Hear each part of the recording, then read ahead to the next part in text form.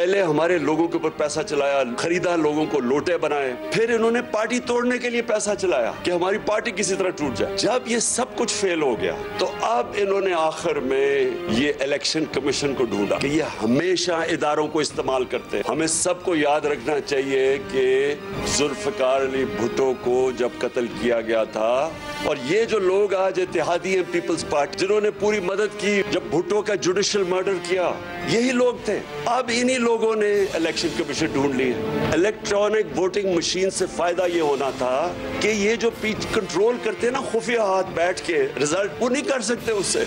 लेकिन किसने इसको रोका? ये दो जमातों ने रोका। और उनके साथ कौन मिला हुआ था?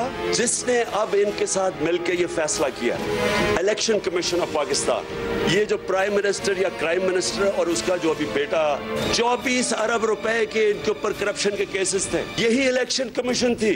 अंडर ट्रायल थे दोनों, और इस इलेक्शन कमीशन ने इजाजत दी उसको इलेक्शन लड़ने की। ये नहीं आपको नजर आया कि मुल्क के डाकुओं को आपने इलेक्शन लड़ने की इजाजत दे दी? सारा ड्रामा हुआ ये सिर्फ और सिर्फ बैरूनी आका, गोरी चमड़ी वाले जो बाहर से इनको हुक्म करते हैं, उनके कहने पे कि जी किसी तरह इसको रास्ते में कंट्रोल करना है पाकिस्तान, कहीं आजाद ना हो जाए मुल्क। ये जो सारा ड्रामा है ये हमें गुलाम रखने के लिए है।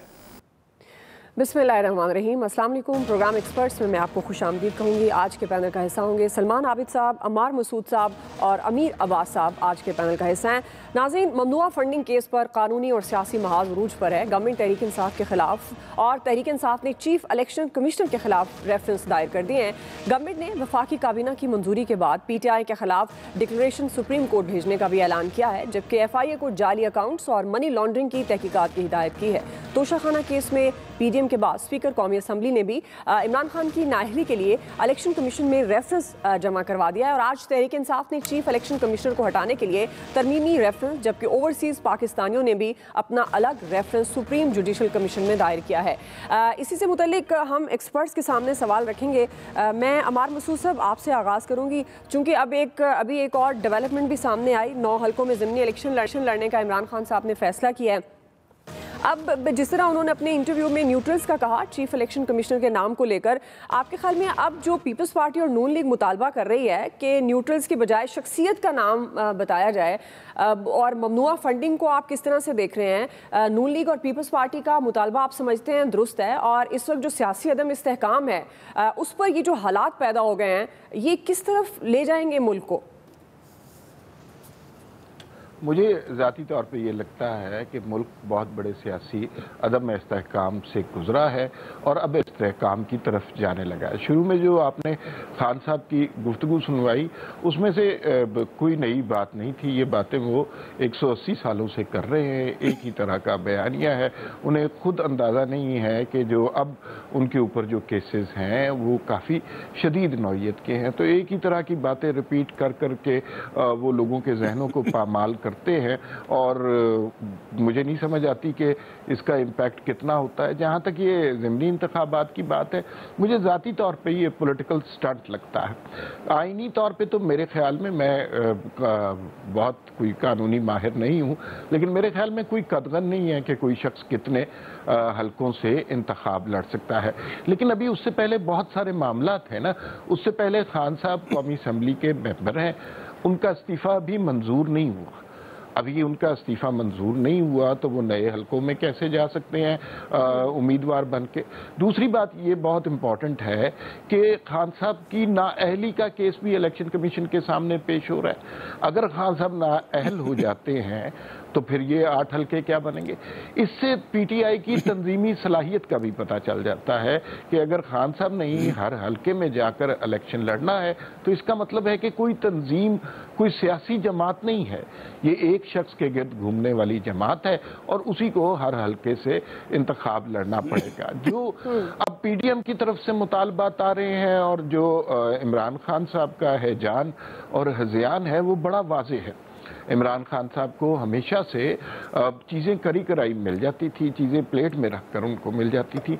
अब उनको पहली दफ़ा पता चला कि जिस तरह वो अपने मुखालफिन को जेलों में घुसेड़ते थे, टेलीविज़न पे एक एंकर कागजात सबूत के नाम पर कागजात लहराता था, अगले दिन पता चलता था कि फलां शख्स 1 साल के लिए 1.5 साल के लिए गिरफ्तार हो गया हुआ। ये हमारे सामने की बातें, इसमें ये तमाम के तमाम हकाइक हैं।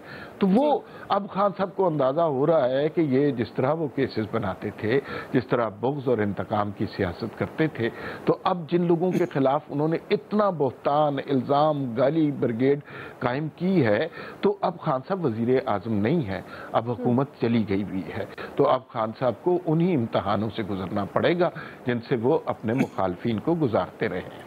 सही जी। अमीर अब्बास साहब, आप फर्स्ट टाइम हमारे शो में आए हैं, मैं आपको वेलकम करूंगी। आज जो इमरान खान साहब ने सहाफ़ियों से मुलाकात की, सीनियर सहाफ़ियों से, आप उस मुलाकात में शामिल थे। अभी ये जो 9 हल्कों में ज़िमनी इलेक्शन लड़ने का उन्होंने फ़ैसला किया, किन अहम मौज़ूआत पर जो आजकल हालात हैं, ख़ासतौर पर ममनुआ फंडिंग है, तोशा खाना केस रेफरेंस दायर किया गया है, इन सारे मामलों पर आपकी इमरान खान साहब से क्या गुफ्तगू रही, उनका क्या मूड देखा आपने? जी बहुत शुक्रिया। हम कुछ 6 सहाफ़ी थे जिनसे इमरान खान साहब ने कुछ तकरीबन 1.5 घंटे की मुलाकात की है। उसमें कई मामलों पर बात हुई है। जो भी इस वक्त सरे दस्त जो मसाइल चल रहे हैं, जिसमें इलेक्शन कमीशन की तरफ से जो फैसला है उनके खिलाफ ममनुआ फंडिंग के सिलसिले में, वहां से लेकर और उनके दौरे हुकूमत में उनको कौन कौन से चैलेंजेस रहे, उसका भी जिक्र हुआ। उन्होंने कुछ ऐसी बातें भी की जो फिलहाल तो वो ऑफ द रिकॉर्ड है, हम उनका जिक्र नहीं कर सकते। बतौर सहाफ़ी कुछ एतमाद होता है, बहुत सारी ब्रीफिंग्स में बहुत सारी बातें नहीं सामने लाई जा सकती। वक्त आएगा कभी वो बातें भी सामने आ जाएंगी।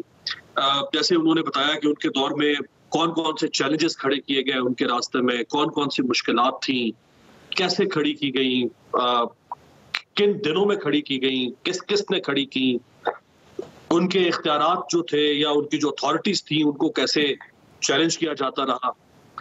फिर उन्होंने जो तोशा खाने का आपने जिक्र किया उसके बारे में उन्होंने बताया कि मेरे जितने भी तहाइफ जो तोशा खाने से लिए गए थे वो मेरे एसेट्स में डिक्लेयर्ड है। तो मैंने उनसे सवाल किया कि अगर वो डिक्लेयर्ड है तो आपके खिलाफ रेफरेंस फाइल हुकूमत की जानिब से या पीडीएम की जानिब से, उसमें तो ये मौक़िफ़ है कि वो डिक्लेयर्ड नहीं है। तो ये तो बड़ा वाज़ेह कॉन्ट्रडिक्शन है जो जिसका आप इज़हार कर रहे हैं। वो कह रहे हैं कि डिक्लेयर्ड नहीं है, आप कह रहे हैं डिक्लेयर्ड है। तो ये तो एक ऐसा फैक्ट है कि जिसको तलाश करना या ढूंढना उसकी डिनायबिलिटी हो नहीं सकती इतनी आसानी से। तो उन्होंने कहा मेरे तो डिक्लेयर्ड है। और फिर उन्होंने जरदारी साहब के और नवाज शरीफ साहब की जो गाड़ियों का तोशा खाने से जो उन्होंने हासिल की थी गिलानी साहब के जमाने में, उसका उन्होंने बताया कि गाड़ियां तो ली ही नहीं जा सकती। जो तोशा खाने में गाड़ियों के मद में आपको मुख्तलिफ ममालिक से कुछ तहफ़ मिलते हैं, अगर गाड़ियां कोई तोहफतन दे कोई और मुल्क का सरबराह आपको, तो वो तो आप ले ही नहीं सकते। लेकिन उस जमाने में पीपल्स पार्टी की हुकूमत में रूल्स को तब्दील करके वो गाड़ियां दी गई, जरदारी साहब को भी और नवाज शरीफ साहब को भी। इसके अलावा जैसे पहले गुफ्तगू हो चुकी है आपके चैनल के ऊपर के उन्होंने ये ऐलान किया कि मैं खुद ज़िमनी इलेक्शन कंटेस्ट करूंगा। तो मैंने उनसे सवाल किया कि 8 नशिस्तों के ऊपर, यानी 11 में से अगर 3 रिजर्व सीट्स हैं और 8 जनरल सीट्स हैं, तो आप अगर उन 8 सीट्स के ऊपर खुद इलेक्शन कंटेस्ट करेंगे तो आप उसमें से एक सीट को रिटेन कर सकेंगे, बाकी आपको छोड़नी पड़ेगी। उन्होंने कहा हाँ मैं छोड़ दूंगा। मैंने कहा आप उनको छोड़ेंगे तो फिर उनके ऊपर फिर ज़िमनी इलेक्शन होगा। उन्होंने कहा हाँ अगर होता है तो हो ज़िमनी इलेक्शन। अगर हमारे साथ इस तरह से किया जा रहा है, हमें अगर बिल्कुल आइसोलेट किया जा रहा है, और मैं अगर मकबूल लीडर हूँ, जिस तरह जुल्फ़िकार अली भुट्टो एक मकबूल लीडर था और जुल्फ़िकार अली भुट्टो को फांसी के बावजूद लोगों के दिलों से नहीं निकाला जा सका, तो मैं अगर आज एक मकबूल लीडर हूँ, लोग अगर मेरे साथ खड़े में हैं, तो मुझे गैर जमहूरी तरीके से या साजिशों के जरिए से अगर हटाने की कोशिश की जाएगी तो मैं भी लोगों के दिलों में मौजूद रहूंगा और इतनी आसानी से मुझे नहीं हटाया जा सकता। इसके अलावा और भी बहुत सारे सवाल थे जिनके उन्होंने जवाब दिए बड़े खुलकर। सही। तो अमीर अब्बास साहब, आपका क्या पॉइंट ऑफ व्यू है? अब ये जो ममनुआ फंडिंग है, एक कानूनी जंग का आगाज़ हो गया है, इसका अंजाम क्या होगा? ज़ाहिर है पाकिस्तान तहरीक इंसाफ भी अब डटी हुई है कि वो एहतजाज करेगी, अब चीफ इलेक्शन कमिश्नर पर भी उनके तहफ़्फ़ुज़ात हैं, जबकि जो हुकूमती इत्तेहाद है अब वो भी किसी हद तक क्लियर है कि नहीं एक्शन लिया जाएगा। जो चीफ इलेक्शन कमिश्नर के बारे में जब बात हुई आज, तो उन्होंने कहा कि मुझसे 2 बड़े ब्लंडर हुए। मैंने कहा कौन कौन से ब्लंडर? उन्होंने कहा जो पहला ब्लंडर है उसका जिक्र मैं नहीं करूंगा अभी। हमने कहा कर दे भाई, जब आप बहुत सारी बातें बता रहे हैं तो ये भी बता दें। उन्होंने कहा नहीं, इसको छोड़े फिलहाल। दूसरा ब्लंडर जो मुझसे हुआ वो सिकंदर सुल्तान राजा को चीफ इलेक्शन कमिश्नर लगाना था, और उसकी वही कहानी जो वो पहले 2 दिन पहले भी सामने ला चुके हैं कि मुझे न्यूट्रल्स ने कहा था, एक डेडलॉक बन चुका हुआ था, तो न्यूट्रल्स ने कहा कि इस डेडलॉक को तोड़ना चाहते हैं, आगे बढ़ना चाहते हैं, तो हम इसकी जमानत आपको देते हैं। सुल्तान राजा साहब जो है वो किसी की पार्टी नहीं बनेंगे या जानिबदार नहीं होंगे, और वो गैर जानिबदारी से अपनी जिम्मेदारी निभाएंगे। तो अब जो उन्होंने किया हमारे साथ वो नजर आ रहा है। मैं समझता हूँ कि देखिए, इसके अंदर जो इमरान खान साहब का केस है, इस केस में जान तो है, लेकिन वो उतनी नहीं है जितनी इन्फ्लेट कर दी गई हुकूमत की तरफ से। यानी हुकूमत ने जो तासुर दिया कि शायद को बहुत बड़ा डाका पड़ गया है, कोई बहुत बड़ी वारदात हुई है, और कोई बहुत बड़ा क्रिमिनल ऑफेंस हुआ है, ये ऐसा नहीं है। हाँ, इर्रेगुलरिटीज भी है, इसके अंदर कुछ कंसीलमेंट भी हो सकती है, और उसकी सजा भी है, और वो सजा होगी कॉन्फिस्केशन ऑफ फंड्स की सूरत में जी। लेकिन अगर ये कहा जाए कि शायद पार्टी यानी पीटीआई एज पार्टी बैन हो जाएगी या इमरान खान साहब डिस्क्वालीफाई हो जाएंगे, तो वो बज़ाहिरन मुझे लगता है कि वो केस कमजोर है। हाँ, अब चूंकि हुकूमत कह रही है कि हम इसको फर्दर इन्वेस्टिगेट करेंगे, इन्वेस्टिगेशन में हो सकता है इमरान खान के खिलाफ और ज्यादा मजबूत मवाद मिल जाए, हो सकता है और कोई जानदार मवाद मिल जाए और सूरत हाल तब्दील हो जाए। लेकिन 10.5 जो इलेक्शन कमीशन का फैसला है, उस फैसले में इतनी जान नहीं है जितना उसके अंदर उबाल पैदा करने की कोशिश की है। लेकिन चूंकि हमारे यहाँ रिटॉरिक के ऊपर चलती है सियासत, इमरान खान भी रिटॉरिक के ऊपर सियासत करते चले आ रहे हैं, ये हुकूमत भी रिटॉरिक पर सियासत कर रही है, एक पॉलिटिकल नैरेटिव बनाया जाता है दोनों तरफ से। इमरान खान उनके खिलाफ बनाते हैं, ये उनके खिलाफ बना रहे हैं, लोगों को उस पॉलिटिकल नैरेटिव के अंदर उलझाया जाता है। दोनों हरीफ एक दूसरे के खिलाफ पब्लिक ओपिनियन बनाने की कोशिश कर रहे हैं।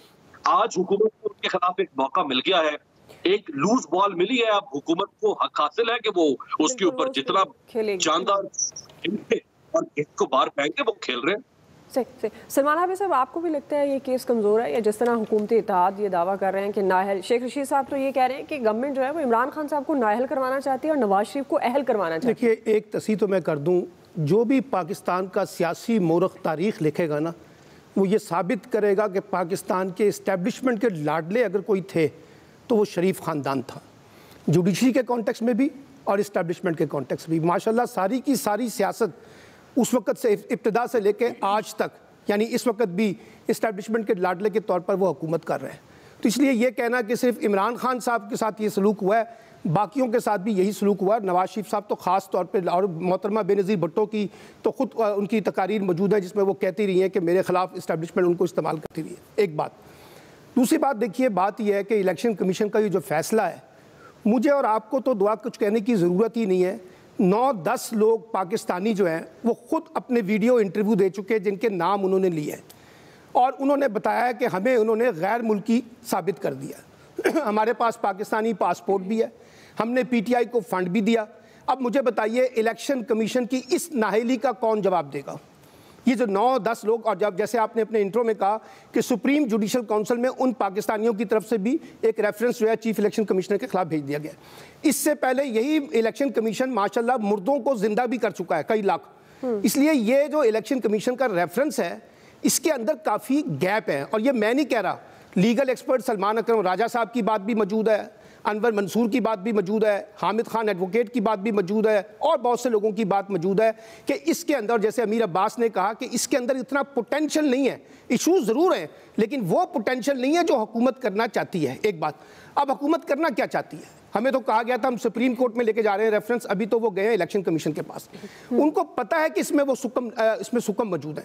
अब वो एक पॉलिटिकल नैरेटिव बिल्ड करने की कोशिश कर रही है इमरान खान के खिलाफ ग्राउंड में कि जनाब देखिए, इलेक्शन कमीशन ने साबित कर दिया वो बददियानत है, वो नाहिल हैं, उनकी पार्टी को बैन कर दें, फलां कर दें। भाई बात यह है कि आप नाहिल भी कर देंगे, नवाज शरीफ साहब को हमने नाहिल किया तो आज क्या नवाज शरीफ साहब की मकबूलियत ख़त्म होगी? फैसले तो आज भी लंदन से नवाज शरीफ ही कर रहे हैं ना, पार्टी भी वही चला रहे हैं। इसलिए पाकिस्तान के अंदर ये रेजोल्यूशन नहीं है। और दूसरी बात यह कि जो इमरान खान साहब ने 8 इलेक्शन से लड़ने का ऐलान किया ना, ये बेसिकली उन्होंने एक टोकन मैसेज दिया है एस्टेब्लिशमेंट को, और जिसका इजहार अभी अमीर अब्बास ने भी कहा कि अगर आप ऐसे करेंगे तो हम भी ऐसे करेंगे। यानी इमरान खान का तो मुतालबा है जनरल इलेक्शन की तरफ जाएं, लेकिन अगर आप जनरल इलेक्शन की तरफ जाने की बजाय इस तरह का काम करेंगे तो फिर हम आपके साथ ये करेंगे। तो इसलिए ये कोई इलेक्शन लड़ने की हिकमत अमली नहीं है, बल्कि ये उस सारे इलेक्शन प्रोसेस को मुतनाज़ा बनाने का अमल है। जैसे आपने कहा कि आज वो जीत जाएंगे तो कल फिर सीटें जाएंगी। माज़रत चाहूंगी, इस वक्त आपको लिए चलेंगे नाज़रीन फवाद चौधरी। वेलकम बैक नाज़रीन। अमार मसूद साहब, फवाद चौधरी साहब ने अभी मीडिया से बात की तो वो उनका कहना यह था कि 1 माह से ज़ायद का वक्त वो गवर्नमेंट को नहीं दे सकते, 1 माह के अंदर अंदर ही इंतखाबात का ऐलान करवाना पड़ेगा हुकूमत को। उन्होंने ये भी कहा कि 1 माह के अंदर असम्बलियों को तहलील कर दिया जाए। दूसरी तरफ वो इलेक्शन कमीशन को बतौर इदारा उनके बहुत से तहफ़्फ़ुज़ात हैं, उनके होते हुए वो चाहते ही नहीं हैं कि इलेक्शन हो। आपको लगता है ये जो मौजूदा हालात हैं, राना सना ये कहते हैं कि जी आप KP और पंजाब को तहलील करें, हम जनरल इलेक्शन के लिए तैयार हैं। अब इस सारी सिचुएशन में क्या आप देख रहे हैं अर्ली इलेक्शन? देखिए, एक इन PTI का मीडिया फेस है जिसमें आकर ये बड़ी बागी गुफ्तगू करते हैं, बड़ी दबंग तकरीरें करते हैं। मैं कल कुछ दोस्तों से मिला जिनका ताल्लुक PTI से है और अहम ओहदों पर वो रहे हैं, और एक मुझे इस बात का अंदाज़ा हो गया कि वहाँ पर पैनिक है, खलबली मची हुई है। बल्कि एक साहब ने तो मुझे ये भी बताया कि एक दूसरे के साथ जो जोक हो रहा है आजकल व्हाट्सएप पर, वो ये कि पहले तेरी गिरफ्तारी होगी या मेरी गिरफ्तारी होगी। तो जो इनका मीडिया फेस है वो बिल्कुल अलग है। जो एक्चुअल चीज़ है, इलेक्शन कमीशन की रिपोर्ट के आने के बाद खौफ का एक सरासीमगी का आलम इनके ऊपर ज़रूर तारी है। दूसरी बात यह है कि इलेक्शन जल्दी होंगे तो बड़ी वाज़ेह सी बात है, आप असम्बलियाँ तोड़ दें, नहीं तोड़ेंगे। ये जिन असम्बलियों से इस्तीफ़े दे चुके हैं उनकी तनख्वाहें भी नहीं छोड़ते, गाड़ियाँ भी नहीं छोड़ते, सरकारी रिहाइश गाहें भी नहीं छोड़ते, कि जब चाहते हैं कि कह देते हैं हमने इस्तीफ़ा दिया है, इस्तीफ़े मंजूर करो तब बुरा मानते हैं, इस्तीफे ना मंजूर करो तो तब बुरा मानते हैं। जहाँ तक इलेक्शन कमीशन के खिलाफ खान साहब की हर्जा सराही है, अगर आप मुझे 2 मिनट दें तो मैं आपको एक किस्सा सुना सकता हूँ। एक ज़माना था कि मैं भी खान साहब का बड़ा फ़ैन था, और उस ज़माने में खान साहब ने बड़ा कहा कि 35 पंचर लग गए। मैंने एक कॉलम लिखा नजम सेठी के खिलाफ कि इस शख्स ने 35 पंचर लगाए, और बड़ी ज़बरदस्त हम ट्विटर पर लगे रहते थे। तो एक दिन खान साहब ने खुद ही आके हामिद मीर में कह दिया कि प्रोग्राम में कह दिया, नहीं वो 35 पंचर तो सियासी बात थी, और वो ब्रिगेडियर साहब ने मेरे कान में कहा था। तो मैं बहुत हर्ट हुआ। अब तहरीक इंसाफ के जो मतवाले जयाले हैं उनके लिए सबसे बड़ा मसला ये है कि आज इलेक्शन कमीशन के खिलाफ ये इतनी बड़ी तहरीक प्लान कर रहे हैं, और कल हो सकता है इलेक्शन में कमीशन खान साहब का महबूब इदारा हो। इसकी बहुत सारी मिसालें हमारे पास मौजूद हैं। देखिए, खान साहब कहते थे परवेज़ इलाही पंजाब का सबसे बड़ा डाकू है। खान साहब ने बड़े एहतराम से परवेज़ इलाही को वज़ीर आला बनाया। खान साहब कहते थे कि शेख रशीद को तो मैं अपना चपड़ासी भी ना रखूँ, खान साहब ने उन्हें अपना इंटीरियर मिनिस्टर रखा। फिर खान साहब कहते थे जनरल बाजवा से बेहतर जनरल है ही कोई नहीं, रूए ज़मीन पर कोई नहीं आया, तारीख़ इंसानी में कोई नहीं आया। ये उनके अपने कलेमात हैं। अब वो कहते हैं कभी न्यूट्रल, कभी उम्मे हरीम, कभी जानवर, इस तरह की गुफ्तगू करते हैं। तो उनकी सारी ज़िंदगी में जो भी वो अब इस वक्त बयान दे रहे हैं, एक माजी की वीडियो उनके सामने आ जाएगी। दूसरी बात ये है, खान साहब ने सारी उम्र लोगों से जवाब तलब किया है, रसीदें तलब की हैं, तुम भी चोर, तुम भी डाकू, तुम भी खाइन, तुम भी कज़ाब, सब चोर डाकू हैं। खान साहब अपने सवालों का जवाब नहीं देते। और जो देखिए इस सूरत हाल का जो फॉरेन फंडिंग के हवाले से बड़े तरीके से बात की जा रही है कि कुछ एक इरेगुलरिटीज हैं, मसला कोई नहीं है। हमारे सामने कंपैरिजन नवाज शरीफ के फैसले का आ जाता है। एक वजीर आजम ने आपने जो है बेटे से तनख्वाह न लेने की बेस पर आपको निकाल दिया। मीडिया ट्रायल कितना बड़ा चला और किस कदर ज्यादा हजीमत की गई एक फैमिली की, और करप्शन का कोई चार्ज नहीं है। बिल्कुल। अब जो मैं 2-3 वाक़या मुख्तसर सी बात में आपको बता देता हूँ। खान साहब जब खुद वो अब एक ख़ास किस्म के अपने साथियों को बुलाकर, सहाफ़ियों को बुलाकर प्रेस कॉन्फ्रेंस करते हैं, उन लोगों के लिए अच्छा है, उन्हें खबर मिलती है, जाना चाहिए। लेकिन जब कभी पब्लिक प्रेस कॉन्फ्रेंस से कभी खान साहब को खिताब करते देखा, 2 मिसालें देता हूँ। हैदर शिराजी हमारे दोस्त हैं, उन्होंने कहा कि अब राज ग्रुप के हवाले से आप के ऊपर जो इल्जामात हैं, तो खान साहब ने बड़े गुस्से से उसे कहा कि मैं जवाब नहीं दूंगा। चले, मैं नहीं मेरे दूंगा। पास काम है, मैं इसी पर कमेंट ले लूं दीगर एक्सपर्ट्स का। अमीर अब्बास साहब, आपको लग रहा है अर्ली इलेक्शन के लिए हालात हैं? एक तरफ तो 9 हल्कों में इमरान खान साहब ने भी इलेक्शन लड़ने का कह दिया है, ज़िमनी इंतखाबात, हुकूमत भी तैयार है, इलेक्शन कमीशन ने तारीख भी दे दी है। अभी जो फवाद चौधरी साहब कह रहे हैं कि 1 माह से ज़्यादा का वक्त नहीं दे सकते वो गवर्नमेंट को, किस तरह से देख रहे हैं आप? जी अमीर अब्बास साहब।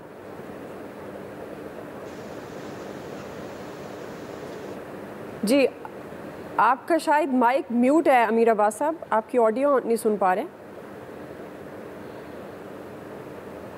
जी सलमान आबिद साहब, यही सवाल। देखिए, बात यह है कि अब अर्ली इलेक्शन करवाने हैं नहीं करवाने, इसका फैसला तो हुकूमत ने करना है, लेकिन बात अल्टीमेटली जाएगी जनरल इलेक्शन की तरफ ही। और उसका इंडिकेशन जो है खुद राना सनाउल्लाह साहब ने और लतीफ़ खोसा साहब ने दिया है कि अगर आप KPK और पंजाब की असम्बलियाँ तहलील कर दें तो हम कौमी असम्बली तहलील कर देते हैं और इलेक्शन करवा देते हैं। इसका मतलब उनके अंदर एक नीम रजामंदी तो है। और जो फवाद चौधरी साहब ने कहा कि अगर इसका ऐलान हुकूमत करे तो फिर हम उस बात को सुनने के लिए तैयार हैं। देखिए, मैं बात जो इन्होंने की ना, एक अनसर्टनिटी, अगर कोई समझ रहा है कि मौजूदा सिचुएशन के अंदर कोई एक पॉलिटिकल स्टेबिलिटी आ सकती है, मैं तो बड़ा हैरान हूँ। यानी आपकी इस वक्त पूरी की पूरी पॉलिटिक्स स्टेट के ऊपर लगी हुई है और हुकूमत 2 वोटों के ऊपर खड़ी है, उसका पता नहीं चल रहा कि हुकूमत है भी या नहीं है। और जो इकोनॉमिक स्टेबिलिटी के सवाल हैं वो बड़े सीरियस नोयत के हैं। इसलिए ये जो अनसर्टेनिटी है, इसको खत्म करने के लिए अल्टीमेट आपको एक जनरल इलेक्शन की तरफ जाना पड़ेगा, उसका इत्तफाक राय पैदा करना पड़ेगा, हुकूमत और अपोजिशन बैठ के कोई मसला तय अमीर अब्बास साहब, अगर आप मुझे सुन पा रहे हैं, आप देख रहे हैं इस हालात में अर्ली इलेक्शन? देखिए, अर्ली इलेक्शन किसी सूरत में ये हुकूमत अफोर्ड नहीं कर सकती। अगर ये हुकूमत अर्ली इलेक्शन से मुराद यही हम कह सकते हैं कि अगले 2 से 3 महीने में इलेक्शन हो। जी। अगर अगले 2 से 3 महीने में इलेक्शन हो तो इमरान खान बड़ी आसानी से हमें सादा अक्सरियत हासिल करते हुए नजर आ रहे हैं। मैं कोई बड़ी बात नहीं कहता कि वो 2/3 मेजॉरिटी लेंगे, लेकिन वो माजरत के साथ मेरे पास हो गया। आप तीनों मेहमानों का बहुत शुक्रिया। आज के एक्सपर्ट से इतना ही। फीडबैक दीजिएगा। ख्याल रखिए। अल्लाह हाफिज़।